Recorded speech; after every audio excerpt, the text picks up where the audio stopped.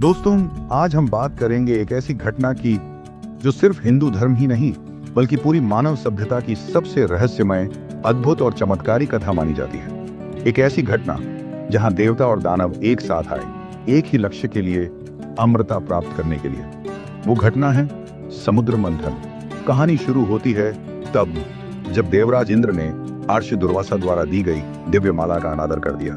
दुर्वासा क्रोधित हो गए और उन्होंने श्राप दिया कि देवताओं की सारी शक्तियां धीरे धीरे समाप्त हो जाएंगी। श्राप के प्रभाव से देवता कमजोर पड़ने लगे, दानव शक्तिशाली होते गए और देवलोक पर संकट छा गया। तब सभी देवता भगवान विष्णु के पास पहुंचे। विष्णु ने समाधान बताया, क्षीर सागर का मंथन करना होगा। उस मंथन से निकलेगा अमृत, जो देवताओं को फिर से शक्ति देगा। लेकिन समुद्र मंथन अकेले देवताओं के बस की बात नहीं थी, इसलिए दानवों को भी साथ लेना पड़ा। दोनों पक्ष तैयार हुए क्योंकि सभी को अमृता की चाह थी। मंथन के लिए पर्वत चाहिए था। मंदराचल पर्वत को चुना गया, लेकिन वह बेहद भारी था। तब भगवान विष्णु के वाहन गरुड़ ने उसे उठाकर सागर तक पहुंचाया। रस्सी की जरूरत थी तो सर्पों के राजा वासुकी को मंथन की रस्सी बनाया गया। दानव वासुकी के मुख वाले हिस्से में और देवता पूंछ वाले हिस्से में खड़े हुए। मंथन शुरू हुआ, लेकिन पर्वत समुद्र में डूबने लगा। तभी भगवान विष्णु ने कूर्म अवतार लिया, विशाल कछुए के रूप में। उन्होंने पर्वत को अपनी पीठ पर धारण किया और मंथन निर्बाध रूप से चल पड़ा। जैसे जैसे मंथन तेज हुआ, समुद्र से अद्भुत रत्न निकलने लगे। आखिरकार पूरे 14। सबसे पहले निकला हलाहल, एक महाविष, इतना घातक कि पूरा ब्रह्मांड नष्ट हो सकता था।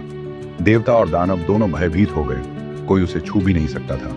तब भगवान शिव प्रकट हुए। उन्होंने सारा विष अपने कंठ में धारण कर लिया। विष की गर्मी से उनका कंठ नीला पड़ गया और तभी से वे नीलकंठ कहलाए। मंथन आगे बढ़ा। समुद्र से कामधेनु, ऐरावत, उच्चैःश्रवा, पारिजात, कौस्तुभमणि, अप्सराएं और फिर प्रकट हुई महालक्ष्मी। उन्होंने भगवान विष्णु को अपना पति स्वीकार किया।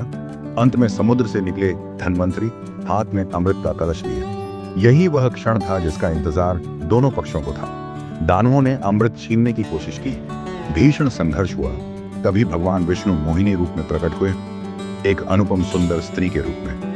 मोहिनी ने दानवों को मोहित कर लिया और अमृत को सुरक्षित रूप से देवताओं में बांट दिया।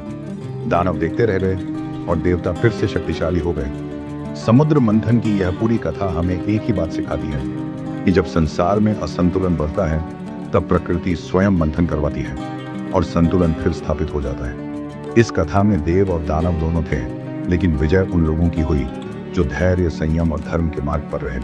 दोस्तों, अगर आपको यह वीडियो पसंद आया हो तो इसे लाइक करें, कमेंट करके बताइए कि आगे किस विषय पर वीडियो देखना चाहते हैं और चैनल को सब्सक्राइब जरूर करें। आपका समर्थन हमें ऐसी और रोचक कहानियां लाने की प्रेरणा देता है।